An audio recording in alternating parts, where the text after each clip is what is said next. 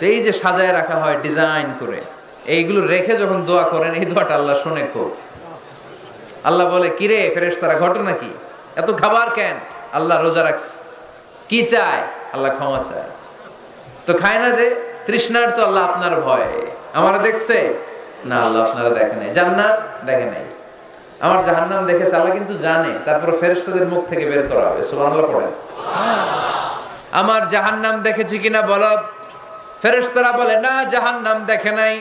আমার জান্নাত দেখেছে কিনা বলো। জান্নাতও দেখে নাই, কিছুই দেখে নাই, আপনারও দেখে নাই। আল্লাহ এবার খুশি হয়ে যাবে। আমার খুশির জন্য, আমার ভয়ে তৃষ্ণার্ত ক্ষুধার্ত সামনে খাবার হাত বাড়ালেই খেতে পারে, গ্লাসটা তুললেই পান করতে পারে, আমার ভয়ে খায় না।